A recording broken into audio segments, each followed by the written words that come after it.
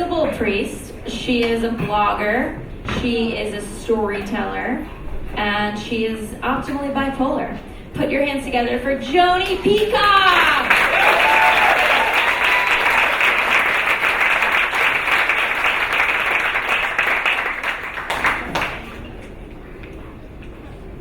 Thank you.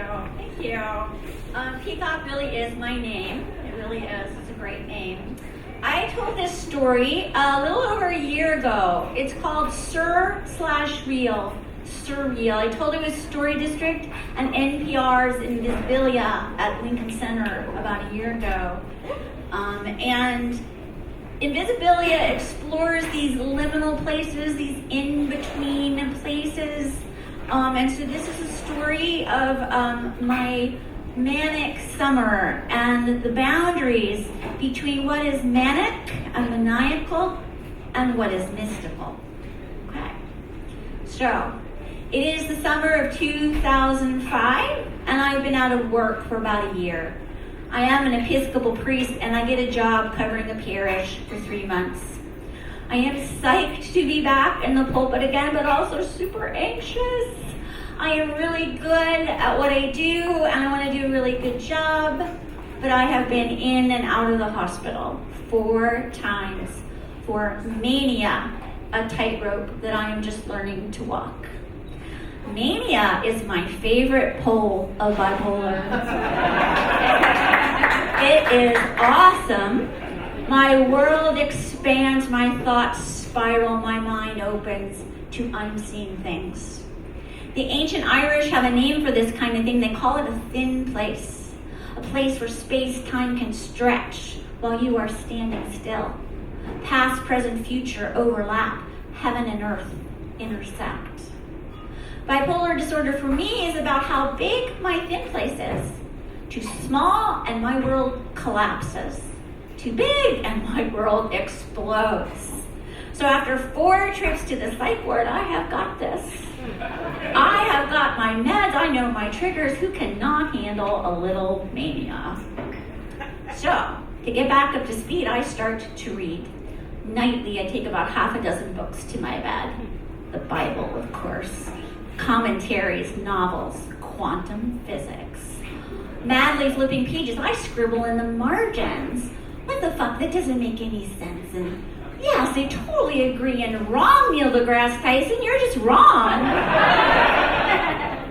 It's not crazy, right? Lots of people scribble in the margins. But not everyone is as lucky as me to start to hear that authors' voices swirling in their heads. I am not Joan of Arc, but like her, I start talking back to them, and these conversations start to keep me up at night. So this is a 3-month gig, 12 weeks, 12 sermons. It is hard to come up with stuff to say, week after week, but not the summer of 2005. It is like God is whispering sweet little nothings into my ears. Love is patient. Love is kind. Yes, God, yes. I write 12 sermons in 10 days, and they are brilliant. Week 1, profound. Week 2, inspiring. But by week 4, they're getting a little confusing, and by week 6, they are not making much sense. Not even to me, and that is disturbing. Who wrote these? I have to throw half of them away and rewrite them, which is a pain in the ass. So maybe I need a schedule or pace myself a little better. Nah, I got this. So Tuesday morning Bible study, here I come. Bing, bang, boom, I enter the room, people circled up in chairs. Yes, I do hear what you're saying, that does connect to the gospel. And of course that makes me think about the Big Bang, which of course we have to lead to the Druids, and then we have to circle back to Mother Teresa and next week's bake sale. Wow.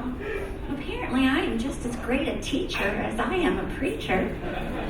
I hear a couple people whisper as they go out the door, like, what? That was rude? What was she trying to say? Rude? What was I saying? Ouch. That's stung a little. Maybe everything isn't right in my world. But I still have this helicopter in my head. The propellers begin to spin slowly at first, and then they pick up speed. I feel my feet lift from the ground. As my head gets higher, the air gets thinner, and I look down on mere mortals below. There is an unbearable lightness of being that is almost too exquisite to describe. Crazy, right? That is exactly how it feels. And I get a crazy amount of stuff done. Good stuff. Feeding the poor, visiting the sick, baptizing babies, marrying people, burying people. I love my work. And I don't want to miss out on anything. I don't want to go to sleep. In fact, I don't have to go to sleep. Maybe you do, but I don't. But it does get a little harder to get up and get to work each day. So for efficiency's sake, weekdays I take the train an hour from Alexandria to Fredericksburg. But on Sunday mornings I drive my car so that I could get there on time. I throw my prayer book and my sermon into the back seat. Driving slowly at first, I run through all the things I've got to do. Open the doors, turn on the lights, flowers on the altar, candles lit. My little Saturn, my chariot to heaven starts to feel a bit like a plane, and with each passing mile, I step on the gas a little more. Slip the surly bombs of earth, a little voice says, Joani, you can fly. You can fly. Acceleration feels like levitation, and my car climbs into the sky, and I have no sense of danger, only joy. And I am making great time. I'm going to get there early, beat the ushers, climb the pulpit, set the place on fire. But I am also wobbly from lack of sleep, and my car begins to weave from lane to lane. I lose consciousness. I let go of the wheel. My car backflips twice, my roof caves in, my windshield shatters. I wake up on the wrong side of the highway, turned wrong way round. I have just enough presence of mind to call the police. I'm okay, officer, just give me a ticket. I gotta go. I am so manic, I still don't think anything is wrong. But you cannot get more wrong than totaling your car. Oh my God. Dear God, what did I do? My brain is a gift. I am a writer, a blogger, a storyteller, an Episcopal priest, a mental health advocate who also volunteers at the Library of Congress. Okay? But I have to admit that mania is dark magic. And it is the memory of that car crash that keeps me sane. I could have died that morning. Much, much worse. I could have killed someone else that morning. Somebody's child. The antithesis of all that is holy, and the darkest of places that I don't ever want to go again.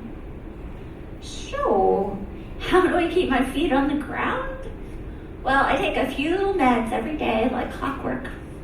I walk all over the place and I write to navigate my way. And I have an awesome therapist who examines my head every week. But I have no desire for balance or to be in the middle of some mood chart. Yes, I believe in gravity, but I also believe in God. I want to keep my head just far up enough into the clouds to keep doing amazing things. I want to live in just the right space of the thin place.